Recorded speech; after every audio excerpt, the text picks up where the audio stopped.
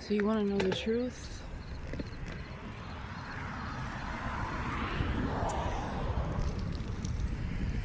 Come for a ride with me.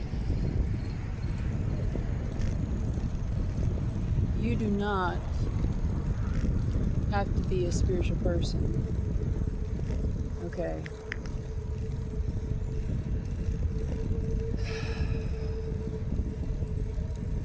To transmute the energy of negative family patterns.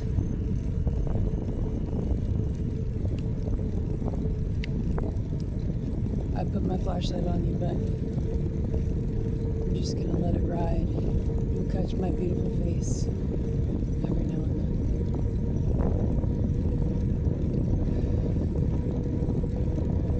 You do not have to be enlightened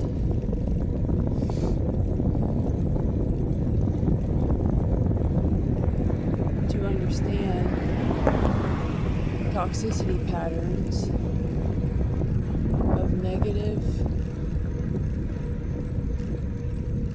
unhealthy situations. It doesn't even have to be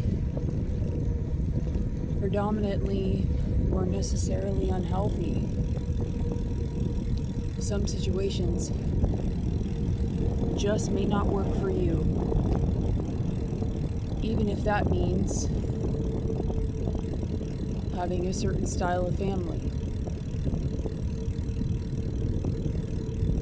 Growth and maturity looks like coming to the reality of saying, this doesn't work for me, and I know in this moment I could choose you and your feelings above myself, but if I continue to do this, I'm going to get what I always got, and I'm already on the verge of wanting to take myself out. And anyway, it could be just not showing up for yourself, it could be you going into an addiction, but it doesn't always have to be so intense. Sometimes it could just be apathy or numbness, and that in itself can lead to death. You know, it doesn't always take an extreme event to stop the heart. Sometimes the heart stopped a long time ago with apathy, becoming despondent.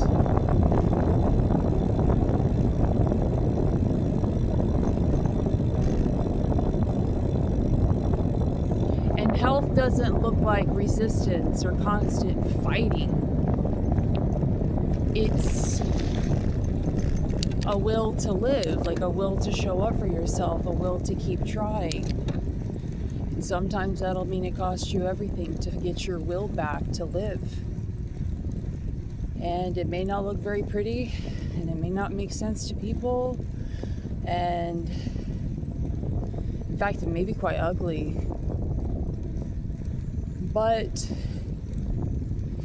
and it doesn't even have to be extreme either. I mean, sometimes it stays the same, but at least you're shedding mental patterns or physical patterns, you know, soul patterns that keep you back from being alive in any way. There's many dimensions of that.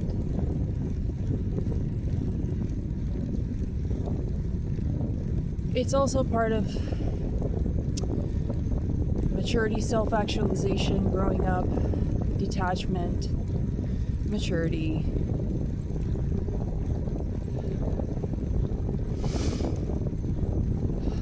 You know, making healthy decisions for yourself. And it really does just boil down to maturity.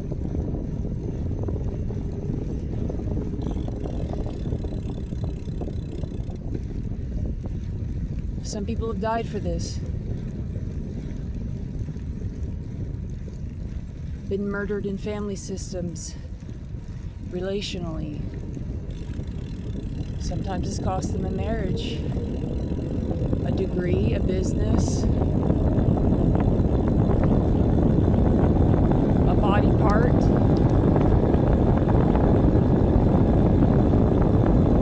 A style of living.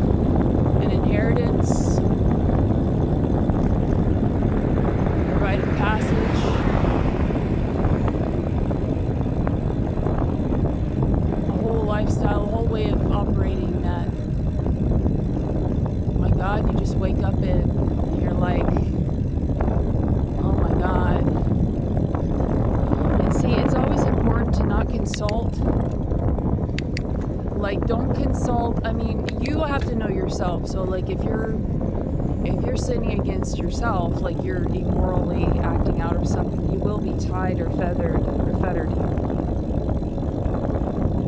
to the deeper question of why. You may not break out of the cycle if you start going into addictions or destructive patterns, because people will start to pinpoint your destructive patterns or your reactions and say that you're just self-destructive, and so you're not responsible enough to make decisions of self-actualization. So it's very important that you deal with things in a helpful way so that you can be sure about your decisions and not allow someone else to take the reins of your life. Because people love when you make reactive decisions or destructive decisions, because they can still hang on to the reins of your life and refuse to validate the deeper issue of why you're reacting, which is something needs to change. That could be a mask you're wearing and all those other things we talked about, right? So that's where counselors come in, 12 steps come in, health routines come in, and healthy ways of pivoting or dealing with addictions or issues or stressors or abuses or past life traumas or PTSD or the violations, whatever it is, the debt, right? Even being falsely accused of things, you have to be very, very careful, because the goal of false accusation is to get you to take it on through reactive abuse. And if you take it into yourself too much, they can get you locked up in any way possible, through a diagnosis or an actual event of you flipping out, through reaction, because you take it into yourself. And that's the way that those types of some people call it black magic, and it's just a form of reverse psychology. Some religious people don't like doctors, because they call them practicing magicians or practicing medicine, pharmakeia, control of the devil. And that might or might not be true in some systems, but the devil representing the world, I'd say it's pretty accurate, but it's too religiously motivated, so sometimes it can be too far out of reach. Like, you have to be a super spiritual person to conquer it. And really, if you take all the spirituality out of it and just put it into layman's terms, it's basically don't take on what doesn't belong to you. Unless you're sincerely dealing with something, and then it will be, accurate. If you're depressed and you need medication, by all means, please try it, and try everything else that you can, along with taking responsibility for yourself and not being manipulated by selfish people, right?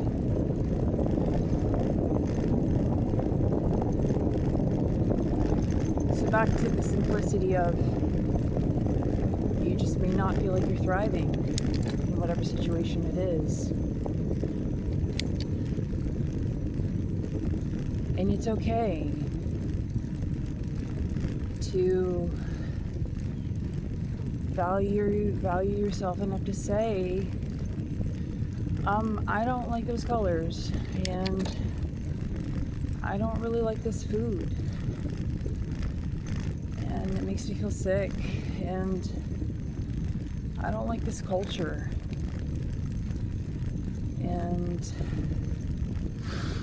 I don't agree with your methods. I find people are being harmed by you.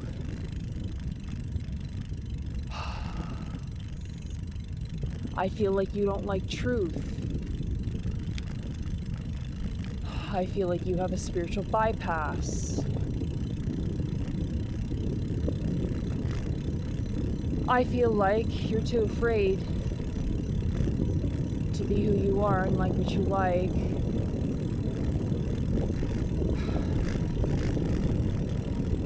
And do your job as whatever it is. I find you to be a hypocrite and a fraud.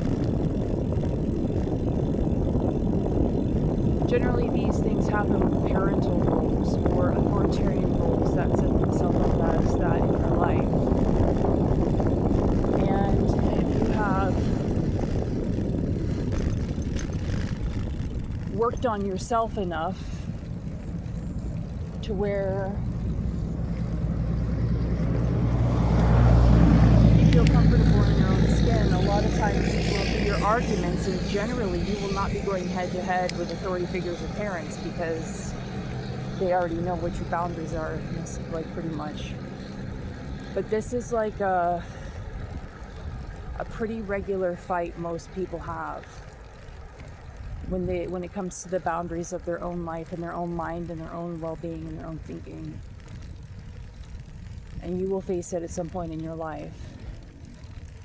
On a job, with a coach, with a parent, with yourself, with a child, with an animal,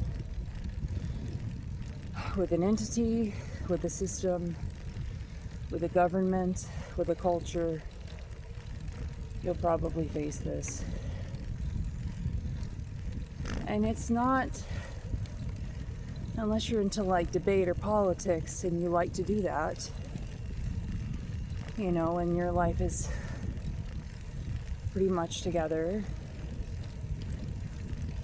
and you want to participate in that to produce change, that's fine. But to just be cantankerous for the sake of debate is probably another form of reaction, and it's not going to move you closer to the goalpost of being heard and autonomy. So just be careful of that.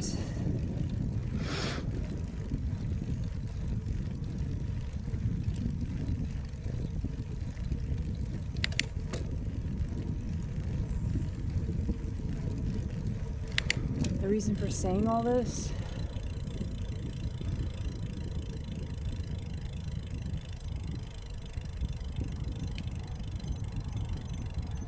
not for any other reason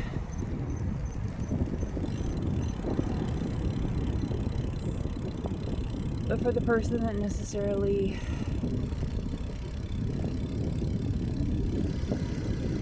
doesn't like the idea of being maybe the victim to a circumstance,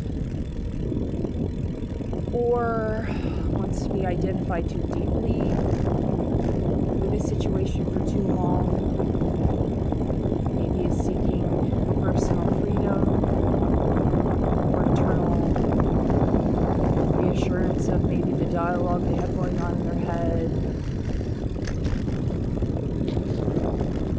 Maybe those who aren't hung up on a certain religious or moralistic view, and maybe those that are not too serious about maybe even psychological, professional views either. Maybe just more of an authentic kind of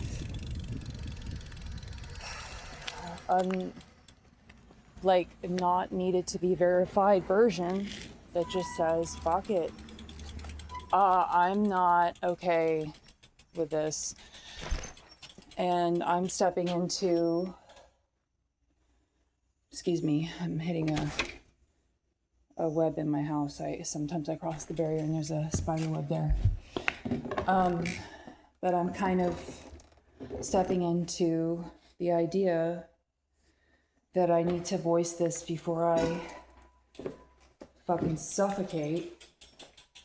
And I just want to be honest enough with myself and everybody here in the room that